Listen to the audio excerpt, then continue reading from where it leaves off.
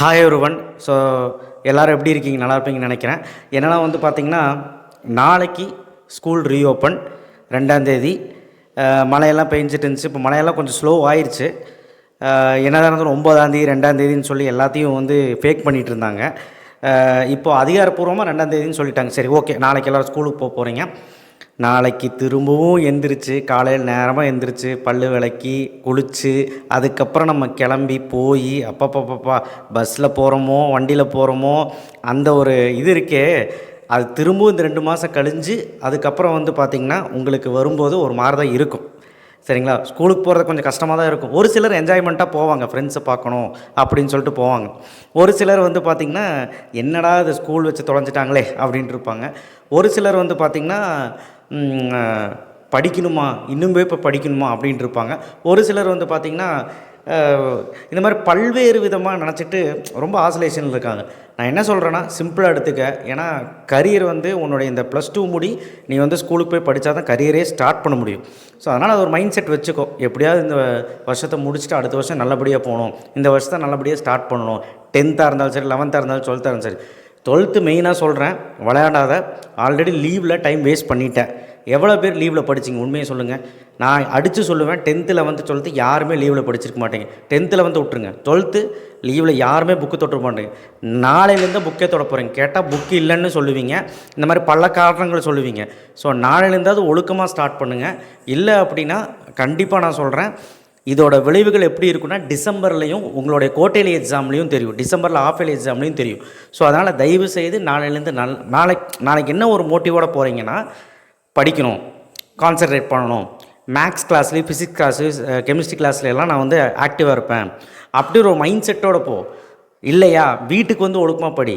சரியா? ஒரு மைண்ட் செட்டோட ஒரு பிளான் பண்ணு. சாயங்காலம் ஒரு 5 hours, சாயங்காலம் 5 hours முடியல 3 hours, 5 hours முடியாது 3 hours, ஒரு 6:30 to 9:30, ஒரு 7 to 10 ஷெடியூல் போடு. டியூஷன் போறியா, டியூஷன் போய் டைம் வேஸ்ட் பண்ணாத, நல்லபடியாக படிச்சுக்கோ.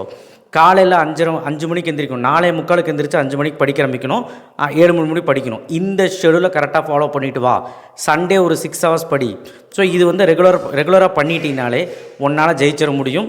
அண்ட் ஸ்கூலில் மேக்ஸ் மட்டும் தயவு செய்து ஒரு நோட்ஸ் போட்டு நல்லபடியாக சார் சொல்கிறதுக்கு கவனித்து எழுது, தூங்காத. ஃபிசிக்ஸுக்கு கெமிஸ்ட்ரிக்கு ஃபிசிக்ஸ் டெரிவேஷன்ஸ் நல்லா கவனி. கெமிஸ்ட்ரியும் கூட ஒரு புரியாது, ஒரு மாதிரி ஈக்குவேஷன்ஸ் இருக்கும். வீட்டுக்கு கூட நீ என்னென்னு பார்த்து படிச்சுக்கலாம். எல்லாமே நம்ம சேனல்லே வரப்போகுது. நம்ம சேனல் இம்பார்ட்டன்ட் கொஸ்டின் மட்டும் இல்லை, எல்லா வீடியோவும் வரப்போகுது. 10th 11th 12th சப்ஸ்கிரைப் பண்ணி வச்சுக்கோங்க. நாளைக்கு ஸ்கூல் ரீஓப்பனுக்குனால இந்த வீடியோ போடல, நம்ம சேனல் உங்கள் கூட இருக்குதுன்னு சொல்கிறதுக்காக வீடியோ போட்டேன். ஏன்னா இனி வர காலங்களில் அடுத்தடுத்து என்னெல்லாம் இருக்க போகுது, என்னெல்லாம் வரப்போகுதுங்கிறத நான் சொல்கிறேன். ஜூலையில் இன்னும் ஒரு 30 to 40 டேஸில் ஃபஸ்ட்டு மிட்டமு, செப்டம்பரில் நமக்கு குவார்ட்டர்லி, அதுக்கப்புறம் நவம்பரில் நமக்கு செகண்ட் மிட்டம், டிசம்பரில் ஆஃப் இயர்லி. டைம் முடிஞ்சு போச்சா? 6 மாதத்தில் உங்களோட இது முடிஞ்சிரு இந்த வருஷம். அதனால் தயவு செய்து ஸ்டார்டிங்லேயே படிக்கிற ஆரம்பிச்சிரு. 9th முடி, ஃபஸ்ட் ஸ்டாண்டர்ட் 9th முடி மாதிரி இருக்காது.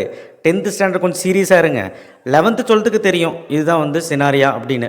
ஸோ அதை புரிஞ்சுக்கிட்டு கரெக்டாக படிக்க ஆரம்பிச்சிருங்க. டைம் வேஸ்ட் பண்ணனா இப்போ இருக்க சீனியர்ஸ் கிட்ட கேளுங்க, மார்க்கு தொலைச்சவங்க கிட்ட போய் கேளுங்க.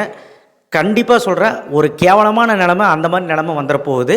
ஏன்னா படிச்சுட்டு கட் ஆஃப் இல்லாமல் பசங்களை பைத்தியம் பிடிச்ச மாதிரி சுற்றிட்டு இருக்காங்க. அந்த காலேஜ் கிடைக்குமா, இந்த காலேஜ் கிடைக்குமான்னு.